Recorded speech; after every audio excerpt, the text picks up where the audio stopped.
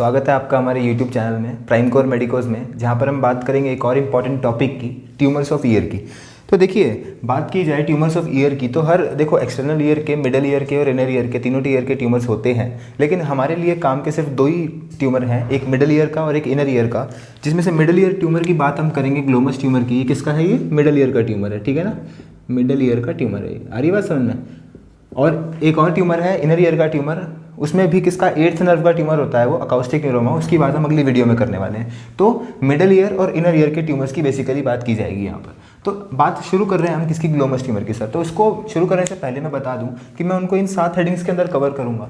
Introduction को, aetiology and pathogenesis को, spread को, सिम्टम्स को, साइंस को, डायग्नोसिस को और ट्रीटमेंट को। ठीक है, बात करते हैं इंट्रोडक्शन की कि कैसे ट्यूमर की जनरल इंट्रोडक्शन है। पहली बात तो ये सबसे मोस्ट कॉमन ट्यूमर है किसका, मिडल ईयर का। आ रही बात समझ में? और ये 40 से 50 साल की महिलाओं में ज़्यादा देखने को मिलता है। जो बेसिकली आपकी अभी फिलहाल मदर्स की एज होगी, आपकी माओ की एज होगी, उस एज में मेनली ये देखने को मिलता है। तो उस हिसाब से आप याद भी रख सकते हैं, 40 से 50 साल की महिलाओं में मोस्ट कॉमनली देखने को मिलता है। ठीक है, और ये बेनाइन है, नॉन कैप्सुलेटेड है और एक्सट्रीमली वैस्कुलर ट्यूमर है। इतना वैस्कुलर है कि इसमें ब्लीडिंग ऑफ ईयर भी देखने को मिलता है, बाहर से, कान के बाहर से खून भी आता है सर इसमें। आ रही बात समझ में?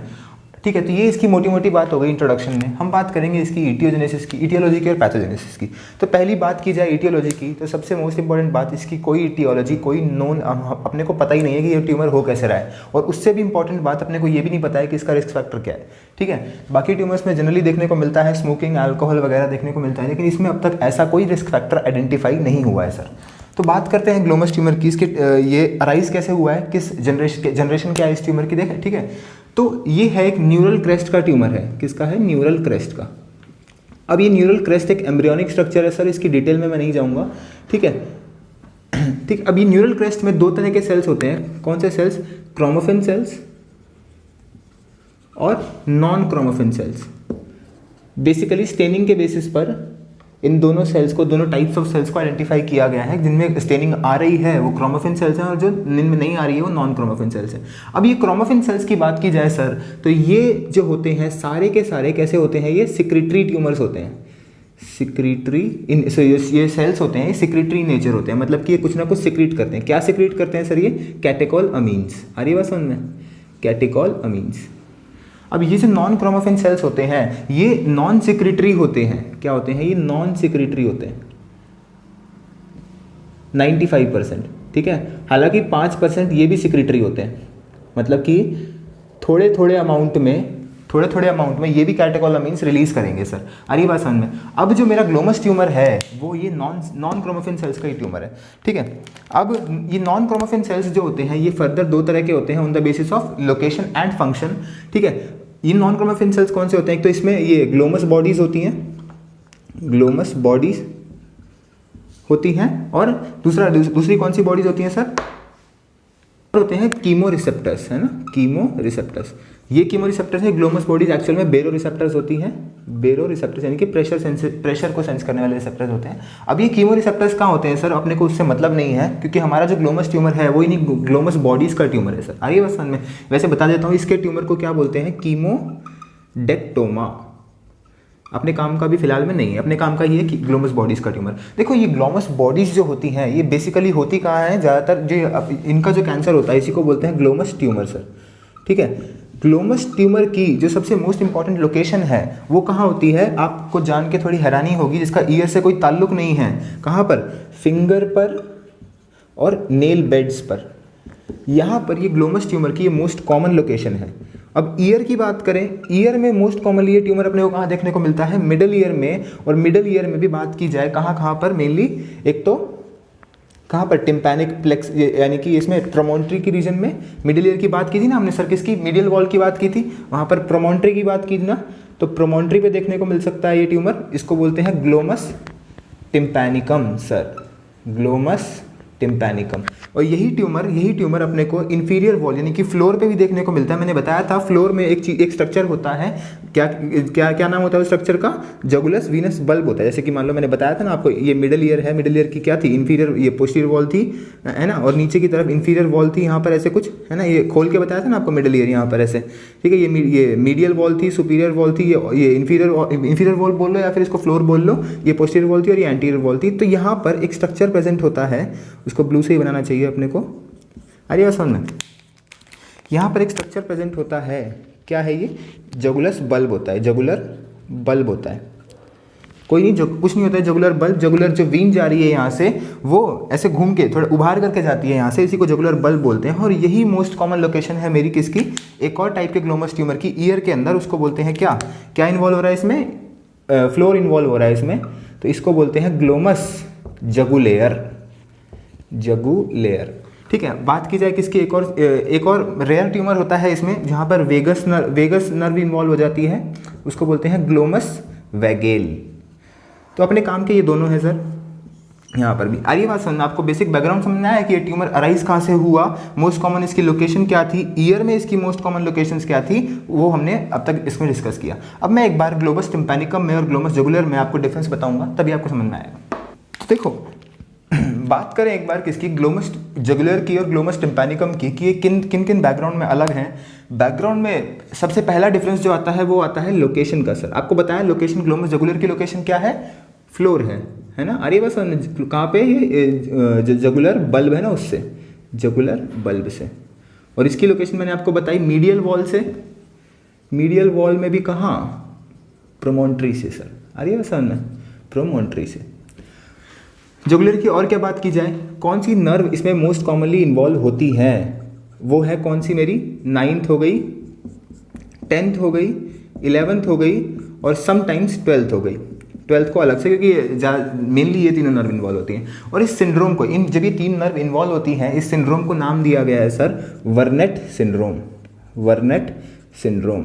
और जब ये चारों नर्व इन्वॉल्व होती हैं तो इसको अलग से नाम दिया गया है कॉलेट सिकार्ड सिंड्रोम, ठीक है। यही नर्व कहाँ भी इन्वॉल्व होती हैं, जब हम अगला ट्यूमर पढ़ेंगे अपना, कौन सा, इनर ईयर का ट्यूमर पढ़ेंगे, कौन सा, जो 8th नर्व का वेस्टिबुलर श्वानोमा जो पढ़ेंगे, या जिसको अकाउस्टिक न्यूरोमा भी बोलते हैं, उसमें भी ये नर्व इन्वॉल्व होती हैं और ये सिंड्रोम देखने को मिलते हैं। और एक और टाइप का कैंसर जहाँ पर हमको यही 2 सिंड्रोम, यही 4 नर्व इन्वॉल्वमेंट देखने को मिलती हैं, वो है नेसोफेरेंजियल कार्सिनोमा सर, जो कि आप फेरिंग्स में पढ़ेंगे। अरे बस समझ में, तो ये वर्नेट सिंड्रोम और कोलार्ड सिकार्ड सिंड्रोम, ठीक है। बात करें ग्लोबस टिम्पैनिकम की, तो इसमें मोस्ट कॉमनली जो नर्व इन्वॉल्व होती है सर वो है फेशियल नर्व। अरे बात समझिए, नर्व के नाम, नर्व के ये नंबर जो है, मतलब कि एक तो कौन कौन सी नर्व इन्वॉल्व हो रही है याद रखना जरूरी है, क्योंकि सिम्टम्स और साइंस इन्हीं नर्व की पैरालिसिस के बेसिस पे आएंगे, ठीक है। और देखिए, और क्या बात की जाए किसकी, इंट्राक्रेनियल एक्सटेंशन की सर, ठीक है, इंट्राक्रेनियल एक्सटेंशन की। तो यहाँ पर इंट्राक्रेनियल एक्सटेंशन जो है वो मोर कॉमन होता है और यहाँ पर लेस कॉमन होता है या होता ही नहीं है। अरे बस समझ में, तो ये 3 पॉइंट्स हैं, लोकेशन, नर्व इन्वॉल्वमेंट और इंट्राक्रेनियल एक्सटेंशन, जिसके बेसिस पे हम ग्लोबस जुगुलर को, टिम्पैनिकम को डिफरेंशिएट करते हैं, ठीक है। तो देखो बात कर रहे हैं अब हम किसकी, स्प्रेड की। हमने ये दोनों हेडिंग्स कवर कर ली हैं सर। स्प्रेड की बात करें, देखो अब पहले स्प्रेड कैसा होगा, मैं ही पहले ईयर का डायग्राम बनाता हूँ तुम्हारे लिए, ठीक है। ये हमारी ये प्रोमोन्ट्री हो गई, ठीक है, कॉक्लिया हो गया, सेमी सर्कुलर कैनाल हो गया, ठीक है। तो ऐसे कुछ है स्ट्रक्चर हमारा। तो मैं कह रहा हूँ कि ये ट्यूमर कहाँ से, 2 जगह से अराइज हो सकता है, या तो और या फ्लोर से या फिर कहाँ से, प्रोमोन्ट्री से, कहीं से भी अराइज हो सर, कहीं से भी हो।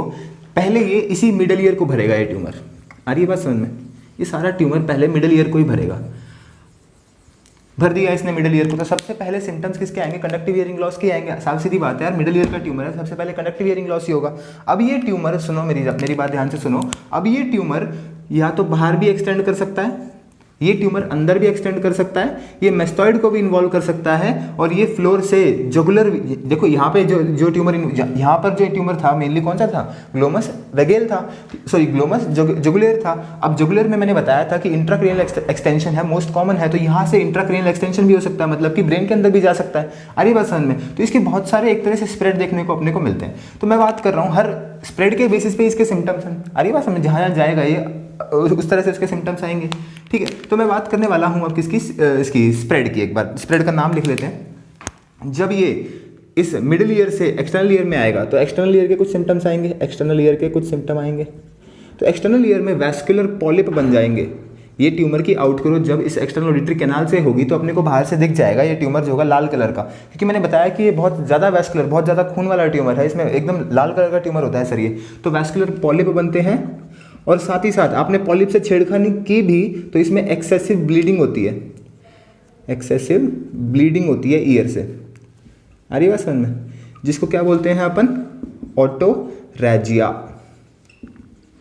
ठीक है, तो एक्सटर्नल ईयर में ये देखने को मिल सकता है। अब ये ट्यूमर कहाँ जा सकता है, ये इनर ईयर में जा सकता है। तो इनर ईयर में जब जाएगा, इनर ईयर के सिम्टम्स देखने को मिलेंगे। वो इनर ईयर के सिम्टम्स क्या होते हैं, ठीक है, क्या कहते हैं, क्या होंगे इनर ईयर के सिम्टम्स? यहाँ पर वर्टिगो आएगा, निस्टैग्मस आएगा, टिनिटस आएगा। अब एक बात याद रखो, यहाँ पर जो वर्टिगो, निस्टैग्मस और टिनिटस आते हैं, जो हियरिंग लॉस होता है, हियरिंग लॉस भी होगा ना, यहाँ पे इनर ईयर भी इन्वॉल्व होगा, हियरिंग लॉस भी होगा। तो यहाँ पर जो ये टाइप की चीज़ें हैं ये थोड़ी कैरेक्टरिस्टिक होती हैं ग्लोमस ट्यूमर के लिए। कैसे? जो वर्टिगो आता है इस बंदे को, वर्टिगो आता है वो एपिसोडिक आता है। एक मिनट,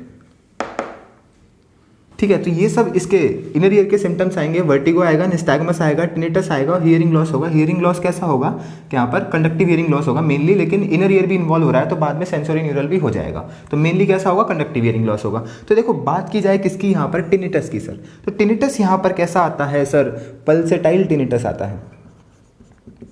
अभी पल्सेटाइल टिनिटस का मतलब क्या है, मतलब कि जो यहाँ पर जो इस बंदे को जो ब्लड की जो फ्लोइंग है, जो मान लो कि जो आर्टरी में ब्लड फ्लो कर रहा है, क्योंकि हाईली वैस्कुलर ट्यूमर है, इस ट्यूमर को बहुत ज़्यादा ब्लड सप्लाई होती है। तो क्या होता है, जो ब्लड सप्लाई में जो पल्सेशन आती है ना ब्लड फ्लो की, जैसे ब्लड फ्लो कर रहा है इस आर्टरी में, तो जो पल्सेशन आती है आर्टरी में वो इस बंदे को सुनाई देती हैं। टिनिटस क्या होता है, जो अपने जब अंदर से ही बंदे को कुछ ना कुछ सुनाई दे, उसी को तो टिनिटस बोलते हैं। ठीक है, तो ये पल्सेटाइल टिनिटस कैसा है, जो ब्लड फ्लो की जो पल्सेशंस हैं वो इस बंदे को सेंस हो जाती हैं, तो पल्सेटाइल टिनिटस आता है। इसमें कैरेक्टरिस्टिक फीचर है सर, याद रखना। ठीक है, ये इनर ईयर इन्वॉल्व हो गया। अब देखो ये ट्यूमर मैंने कहा भी मेस्टॉइड में करा दिया, मेस्टॉइड में करा दिया स्प्रेड, तो मेस्टॉइड में सिम्टम्स आने लग जाएंगे। कैसे? मेस्टॉइड जो होगा मेस्टोडाइटिस हो जाएगा और मेस्टॉइड में ट्यूमर पहुंच जाएगा तो मेस्टॉइड का ट्यूमर भी हो जाएगा, मेस्टॉइड का कार्सिनोमा भी हो जाएगा। ठीक है, ठीक है, यहाँ पर मेस्टॉइड भी इन्वॉल्व हो जाएगी। अरे बात समझ में। अब मैंने बताया, अरे ट्यूमर किसका है, ये मिडल ईयर का ट्यूमर है ना यार, तो मिडल ईयर का ट्यूमर होगा तो कंडक्टिव ईयरिंग लॉस भी होगा यहाँ पर, क्योंकि यहाँ पर क्या है, पूरा मिडल ईयर खराब हो रहा है तो कंडक्शन में दिक्कत आएगी, तो कंडक्टिव ईयरिंग लॉस भी होगा यहाँ पर। ठीक है, अब मैं बात करूँ किसकी, यहाँ पर नर्वस एक देखो, यहाँ पे एक्सटर्नल ईयर में टिम्पैनिक मेम्ब्रेन का परफोरेशन भी हो जाएगा। ये तो समझने वाली बात है ना यार, टिम्पैनिक मेम्ब्रेन का परफोरेशन भी हो जाएगा यहाँ पर। ये ट्यूमर यार यहाँ पे कैसे स्प्रेड करेगा, टिम्पैनिक मेम्ब्रेन परफोरेट होगी तभी तो स्प्रेड करेगा यहाँ पर। तो टिम्पैनिक मेम्ब्रेन का परफोरेशन हो गया, वैस्कुलर पॉलिप बन जाएगा, ब्लीडिंग करेगा, ऑटोरैजिया बोलते हैं इसको। इनर ईयर के सिम्टम्स आ गए, मिडिल ईयर के सिम्टम्स आ गए, कंडक्टिव हियरिंग लॉस। अब मैं बात करता हूँ एक बार किसकी, नर्वस स्प्रेड की। ठीक है, ठीक है। अब यहाँ पर मैंने बताया था स्टार्टिंग में कि दो टाइप के ट्यूमर थे, उनमें क्रेनियल नर्व की पैरालिसिस भी हो रही थी, वो भी इन्वॉल्व हो रही थी। तो उनमें कौन सी नर्व थी, 9th नर्व थी, 10th नर्व थी, 11th नर्व थी, 12th नर्व थी और एक 7th नर्व भी थी। ठीक है ना। तो जब 9th नर्व इन्वॉल्व होगी सर, 9th नर्व जब इन्वॉल्व होगी, 9th और 10th इन्वॉल्व, हाँ 9th और 10th इन्वॉल्व होंगी जब, तो 10th नर्व जब इन्वॉल्व होंगी तो होगा बंदे को क्या, डिस्फेजिया होगा और पैरालिसिस होगा किसका, पैलेट का, पैलेटल मूवमेंट का पैरालिसिस होगा, फेरिंग्स का होगा और लैरिंग्स का पैरालिसिस हो जाएगा। ठीक है, और 11th नर्व की पैरालिसिस की वजह से ट्रेपीजियस मसल होती है हमारी और एक सबक्यूटेनियस मसल होती है, उसका पैरालिसिस हो जाएगा। और हमारी 12th नर्व जो होती है ये किसको सप्लाई करती है, पोस्टीरियर पार्ट ऑफ टंग को सप्लाई करती है। तो पोस्टीरियर पार्ट को सप्लाई नहीं कर पाएगी तो क्या होगा, एट्रोफी होगा किसका, पोस्टीरियर पार्ट ऑफ टंग का। अरे बात समझ में, पोस्टीरियर पार्ट ऑफ टंग का। अब 7th नर्व तुम्हें पता ही है फेशियल नर्व है, तो फेशियल नर्व की पैरालिसिस होगी तो फेशियल पैरालिसिस हो जाएगा यहाँ पर। ठीक है, पैरालिसिस। और वो क्या होता है, उसमें क्या क्या होता है वो हम पहले ही देख चुके हैं। तो यहाँ पर हमने क्रेनियल नर्व की पैलिसी भी डिस्कस कर ली। और एक और बात है, यहाँ पे यूस्टैशियन ट्यूब भी जा रही है, तो मिडिल ईयर में हियरिंग लॉस के साथ साथ यूस्टैशियन ट्यूब की ब्लॉकेट भी हो सकती है। आ रही है बात समझ में। और ये स्प्रेड होकर के कहाँ भी आ सकता है, फेरिंग्स में भी आ सकता है। ठीक है, तो तुमने इतना समझा कि ये ट्यूमर एक्सटर्नल ईयर में भी आया, ये इनर ईयर में भी गया, ये यूस्टेशियन ट्यूब को ब्लॉक कर दिया इसने, और यूस्टेशियन ट्यूब से इसका स्प्रेड भी हो सकता है फायरिंग्स की तरफ। इसका इंट्राक्रेनियल एक्सटेंशन भी है किसके थ्रू, जो ये ग्लोमस, जो ये मेरा जुगुलर था ऑर्बिट, इसके फ्लोर के थ्रू इसका इंट्राक्रेनियल एक्सटेंशन भी पॉसिबल था। क्रेनियल नर्व कौन सी इन्वॉल्व हुई वो मैंने देख ली, तो इसका मैंने स्प्रेड तो देख लिया है, मैंने ईटियोलॉजी पैथोजेनेसिस देख ली, मैंने सिम्टम्स भी देख लिए, सारे सिम्टम्स ही तो है सर ये जो हमने पहले भी डिस्कस किए। अब बात करूंगा मैं किसकी, साइंस की। सर बात रह गई किसकी, सिम्टम्स में। मैंने नॉर्मल सिम्टम्स की बात तो कर ली, सिम्टम्स की मैंने तुम्हें स्टार्टिंग में बताया था, यहाँ पर लिखा था ना मैंने कि ये ट्यूमर है, ये किसका है, नॉन क्रोमोफिन सेल्स का है। उसमें नॉन सेक्रेटरी सेल्स थे वो, साथ ही साथ कुछ सेल्स 5% सेल्स जो थे वो सिक्रेटरी भी थे, तो सिक्रेटरी सिम्टम्स भी आएंगे। ये सिक्रेट क्या करेंगे, कैटेकोलामीन सिक्रेट करेंगे, तो उससे एसोसिएटेड सिम्टम्स भी अपने को देखने को मिलेंगे। जैसे क्या होगा, हेडेक होगा, हाइपरटेंशन होगा, ये क्या है, सिक्रेटरी वाले सिम्टम्स हैं, ठीक है। फ्लशिंग होगा, डिजीनेस होगा, वॉमिटिंग आएगी इस बंदे को, तो ये सब सिम्टम्स भी एसोसिएटेड होंगे जी। ये आपको हेल्प करेंगे, ये फीचर्स कब हेल्प करेंगे, जब आपको केस मिलेगा, ठीक है। अगर आपके क्वेश्चन में केस आता है, कोई बच्चा आ रहा है, कोई बच्चा कह रहा हूँ, कोई महिला आ रही है 40 से 50 साल की, कोई वुमेन आ रही है, ठीक है, ऐसा कोई ट्यूमर की हिस्ट्री लेकर के जिसमें उसको ये सब सिम्टम्स भी आ रहे हैं और कान से ब्लीडिंग हो रही है, ठीक है, आपको पॉलिप दिख रहा है, तो आप प्रोग्नोसिस बिठाएंगे कि ये कैसा ट्यूमर हो सकता है, ग्लोमस ट्यूमर हो सकता है। आ रही है मेरी बात समझ में। तो ये बात हो गई इसकी सिम्टम्स की, सारे सिम्टम्स की बात मैंने कर ली। अब मैं बात कर रहा हूँ यहाँ पर साइंस की। सर देखो साइंस, यहाँ पर 4 इंपॉर्टेंट साइन होते हैं। कौन सा sign, brown sign, equal sign, Aquino sign sorry, flap sign, और एक होता है राइजिंग सन साइन। अब ये कुछ नहीं है, देखो जब तुम यहाँ पे जब ऑटोस्कोपी फाइंडिंग करोगे, यहाँ पर अब तुम लाइट लेकर के घुसोगे कान के अंदर, मिरर लेकर के घुसोगे, तो क्या होगा, तुम्हें टिम्पैनिक मेम्ब्रेन के उस पार, क्योंकि ये वैस्कुलर ट्यूमर है, क्योंकि ये लाल कलर का ट्यूमर है, तो तुम जब लाइट लेकर के घुसोगे कान के अंदर, तो तुम्हें ऐसा लगेगा कि एक सूरज चमक रहा है, ठीक है, सनराइज हो रहा है। तो एक तरह से उसी को, ये वैस्कुलरिटी को ही बता रहा है एक तरह से। आ रही है बात समझ में। तुम एज्यूम कर सकते हो कि जब सन जो राइज होता है तो कैसा लगता है, तो वैसा ये ट्यूमर अपीयर होगा उस फाइंडिंग पे, ठीक है। तो ये बात हो गई clear. Brown sign, Aquino sign और फ्लैप साइन, ये देखो ये क्या होता है। ब्राउन साइन में क्या होता है, जब इस ट्यूमर को ब्राउन साइन में क्या होता है सर, जब यहाँ पे सिगलाइजेशन करते हैं, सिगलाइजेशन मतलब कि जब मैं एक्सटर्नल ओरिटरी कैनाल में प्रेशर अप्लाई करता हूँ, तो इस ट्यूमर की क्या देखने को मिलती है मेरे को, ब्लांचिंग या फिर शेकिंग, ब्लांचिंग एंड शेकिंग। मतलब जब मैं ऑन सिगलाइजेशन या फिर सीगल स्पेक्युलम, सिगलाइजेशन क्या होता है, जब मैं इस कान पे एक्सटर्नल ऑडिटरी कैनाल से जब मैं प्रेशर अप्लाई करता हूँ with the help of Siegel speculum, तो क्या होता है, मेरे को ये ट्यूमर जो होता है ना शेक करता हुआ दिखाई देता है, उसी को बोलते हैं ब्राउन साइन सर। अभी एक्विनो साइन क्या होता है, जब मैं नेक की वेसल्स को प्रेस करता हूँ, दोनों साइड की, मान लो कि ये ट्यूमर यूनिलैटरल है मान लो, ठीक है, तो मैं इस साइड की वेसल्स को प्रेस कर रहा हूँ, तो ये ट्यूमर जो होगा वो क्या करेगा, श्रिंक करेगा। On pressing the neck vessels tumour will shrink. अरे बात समझ में, तो ये ट्यूमर श्रिंक कर जाएगा, ये होता है। और फ्लैप साइन क्या होता है, हमको जो मिडिल ईयर की जो बोन है उसकी इरोजन देखने को मिलती है। इरोजन ऑफ कौन है, तो इरोजन देखने को मिल रहा है यहाँ पर बोनी क्रेस्ट का। कौन सी बोन, मिडिल ईयर की bone sir, middle ear bone में तो कवर है पूरा, तो इरोजन ऑफ बोनी क्रेस्ट देखने को मिलता है। तो ये 4 साइन क्लियर है, brown sign, Aquino sign, Phelps sign और राइजिंग सन साइन, जिसमें से राइजिंग वाला इंपॉर्टेंट है सर, ठीक है। तो ये क्लियर हो गया हमको, तो साइंस की बात हो गई। अब डायग्नोसिस और ट्रीटमेंट की बात करते हैं सर। इसकी हम डायग्नोसिस की बात करेंगे सर। देखो डायग्नोसिस कुछ भी नहीं है, ट्यूमर का नॉर्मल डायग्नोसिस जो होता है, सीटी स्कैन हो गया, एमआरआई हो गया, ठीक है, या फिर इन दोनों को कंबाइन भी कर सकते हैं, कंबाइन सीटी स्कैन एमआरआई कर सकते हैं अपन, ठीक है। या फिर एक और टेक्निक होती है 4 वेसल एंजियोग्राफी। 4 वेसल एंजियोग्राफी, जब हमको दिख रहा है कि जब मेरा ग्लोमस जो जगुलर है, 4 वेसल एंजियोग्राफी कब करेंगे, जब मेरा ग्लोमस जगुलर है उसने किसको, पूरे ईयर को इन्वॉल्व कर दिया है, तब ये ग्लोमस जगुलर की कंडीशन में भी अपने ये 4 वेसल एंजियोग्राफी कर सकते हैं, ठीक है। और साथ ही साथ बायोप्सी। देखो बायोप्सी अगर वो पूछेगा तो इस ट्यूमर में वो कॉन्ट्रा इंडिकेटेड होती है। क्यों कॉन्ट्रा इंडिकेटेड होती है सर, देखो मैंने बताया कि ये ट्यूमर छूने तक से खून बहने लगता है, इसमें से खून, मतलब कि छूने मात्र से यहाँ पर खून बहने लगता है। तो बायोप्सी में तो इसको एक्सीजन करना है, थोड़ा सा मतलब पार्ट निकालना है इसका, तो वो छूते ही जब ये खून निकलता है इसमें से, तो बायोप्सी लेना तो बहुत दूर की बात हो जाती है सर, इसलिए कॉन्ट्रा इंडिकेटेड है। लेकिन अगर ये सब फाइंडिंग से पता नहीं चल रहा है तब ये करना भी पड़ सकता है। आ रही बात समझ में। अब बायोप्सी पे क्या फाइंडिंग्स अपने को देखने को मिलती हैं, जेल बैलन सेल्स, ठीक है, ये आपने पढ़ा होगा किसमें, पैरागैंग्लियोमा में। एक तरह का नॉन क्रोमोफिन सेल्स के ट्यूमर को हम पैरागैंग्लियोमा भी बोलते हैं सर, ठीक है। हमने यहाँ पे लिखा था ना, उसको लिख लेना साइड में, पैरागैंग्लियोमा, पैरागैंग्लियोमा। ये आपने जब सीएनएस के जब ट्यूमर्स पढ़े होंगे पैथोलॉजी में, आपने देखा होगा पैरागैंग्लियोमा की फाइंडिंग होती है यार ये, ठीक है, पैरागैंग्लियोमा। क्या, जेल बैलेंस सेल्स, याद रखना ये, ठीक है। अब बात कर रहा हूँ मैं किसकी, ट्रीटमेंट की, उसमें अभी चलो बात करते हैं, ठीक है। ट्रीटमेंट की बात करें, बेसिक सा ट्रीटमेंट है सर, ट्यूमर है तो उसका एक्सीजन करना पड़ेगा, सर्जिकल एक्सीजन। अब एक्सीजन भी ऐसे नहीं कर सकते कि एकदम से एक्सीजन कर दिया, ठीक है ना, क्योंकि यहाँ पर ये क्या है, वैस्कुलर ट्यूमर है, बहुत ज़्यादा खून बहता है इस ट्यूमर में से, तो अपने को पहले क्या करना है, एम्बोलाइजेशन सर, ठीक है, एम्बोलाइजेशन। अभी एम्बोलाइजेशन क्या होता है, मैंने बताया कि इस ट्यूमर को इतनी ज़्यादा ब्लड सप्लाई मिल चुकी है, तो क्या किया जाए, उस आर्टरी को जो इसको सप्लाई कर रही है उसको ब्लॉक कर दिया जाए, उसके बाद हम सर्जिकल एक्सीजन कर लेंगे आराम से।